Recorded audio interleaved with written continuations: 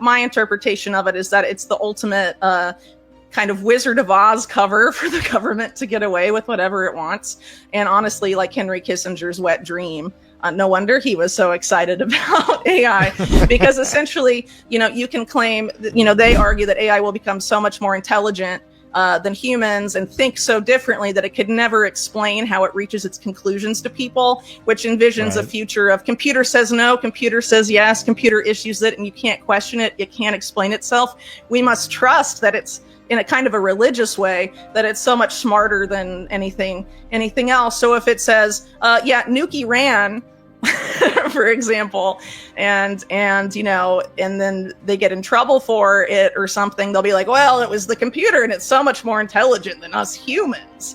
That's basically a way for them to get away with whatever they want. Just be like, well, actually the super intelligent artificial general intelligence that's smarter than God himself told us to do it, and we can't question that now, can we? Humanity is at risk as we surrender control to AI, warns investigative journalist Whitney Webb.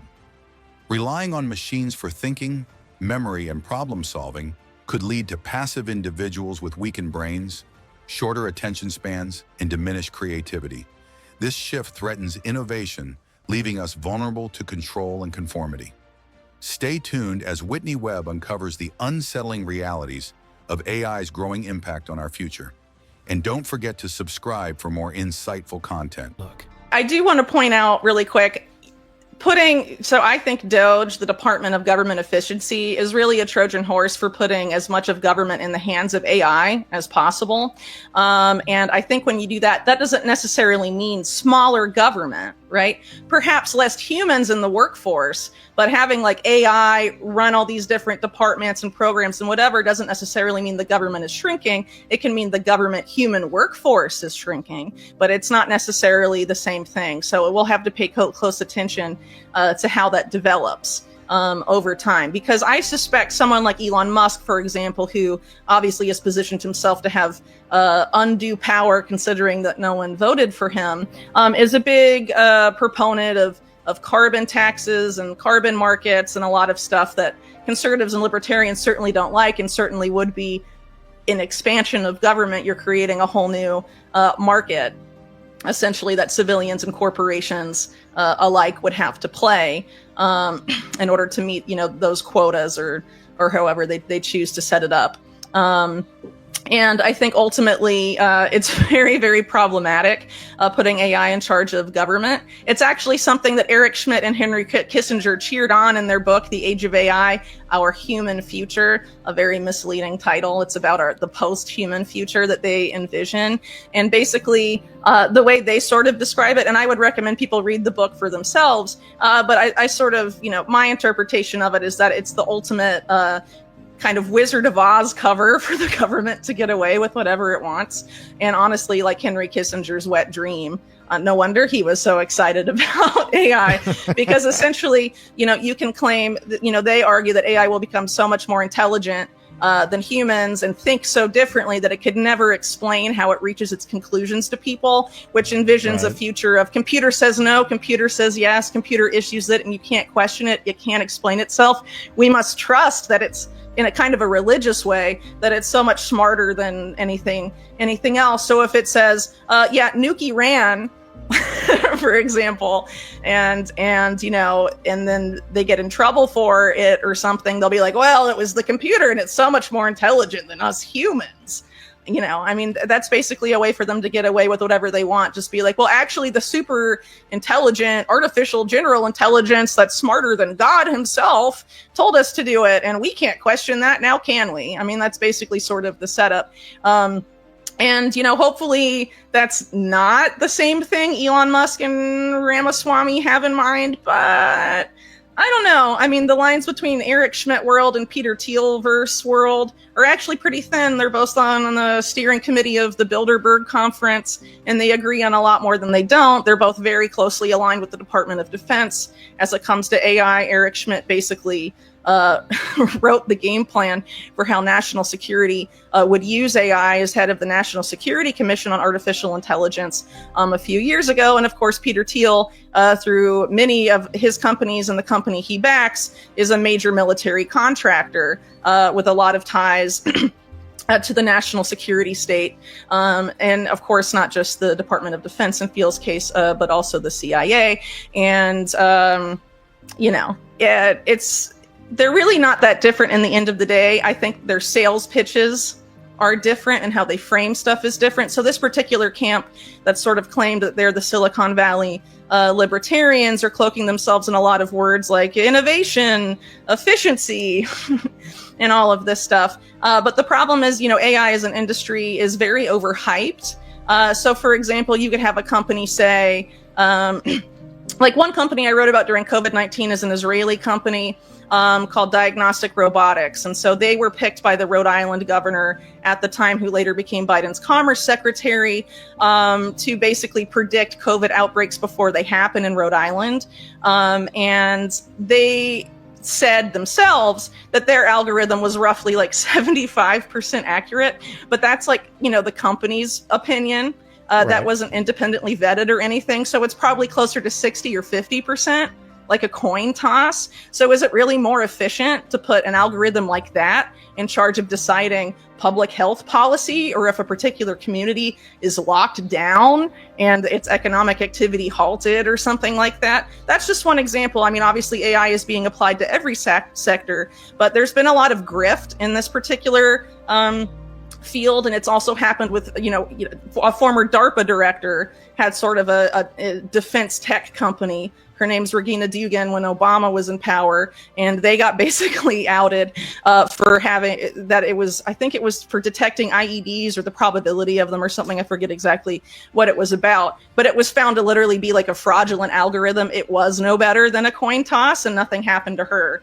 So this type of stuff happens in government all the time. And just because Elon Musk and Ramaswamy are at the helm of it doesn't mean that's going to happen. Specifically, when you look at Vivek Ramaswamy's, track record in pharma world of pump and dumps and things like that, this type of waste can still happen even if the government workforce is smaller. So it'll be interesting to see exactly what those policies are. But it's important to note that those people at Doge, and also, David Sachs is the AI crypto czar, who's also part of the PayPal mafia. None of them, as far as I know, have to divest from their investment interests. Whitney Webb warns that global elites are planning to use Bitcoin and cryptocurrencies to push a controversial agenda, creating a new international monetary system rooted in blockchain technology. This system, designed for mass surveillance, control, and censorship, is no longer just speculation. Key figures like French President Emmanuel Macron and Mark Carney, former governor of the Bank of England, have openly discussed their vision for this new world order, which includes digital IDs, CBDCs, and ESG standards. Together, these pillars will allow authorities to track, regulate, and control every action, purchase, and decision. Stay tuned as Whitney Webb dives deeper into this alarming reality. It's really a two-part system. So it involves sort of yoking the dollar in a de facto way to Bitcoin, and then basically boosting the price of Bitcoin through the roof, essentially, as a way to sort of allow the US government to debt pardon itself. And one of the reasons, well, I don't want to get too far ahead of myself, so I'll come back to that later. But basically, we've had so many wealth transfers in this country. We're at the point where the robber barons, the elite bankers, whatever you want to call them, have basically stolen everything. So now that they have everything, they want to move to deflationary money. And so the only problem they have left the only hurdle left to cross, right, is sort of this extreme U.S. government debt crisis that is about to be upon the United States, and essentially been admitted by big-time congressmen like Paul Ryan very recently. And one of the ways Paul Ryan pitched getting out of that problem was starting to regulate dollar stable coins, many of which have now surpassed several nation states as the biggest holders of U.S. treasuries or U.S. government debt in the world, right? So you have like the biggest dollar stablecoin like Tether now holding, more treasuries than, well, I forget exactly where it is in the ranking, but it's bigger than Germany and some other countries that have significant amounts of reserves. Unfortunately, I don't have the figures at the top of my head right now, but it's a very easy search to find those exact numbers, but it's very significant and being talked about pretty widely. So stablecoins are becoming a way for the U.S. government to service its debt, and this is sort of being done throughout Latin America, especially where you have sort of this de facto, what I would call sort of covert dollarization happening. So like you wreck an economy like Argentina via the IMF, for example, which the U.S. military and documents published by WikiLeaks several years ago was referred to as a financial weapon of U.S. empire, right? So if you like wreck an economy and you destroy their currency, and then people flock to Tether or USDC or some other because they can't get their hand on physical dollars, they can get their hand on virtual dollars, and that's happening in a big way in a lot of these economies that have become increasingly destabilized, arguably on purpose, by the U.S. power structure.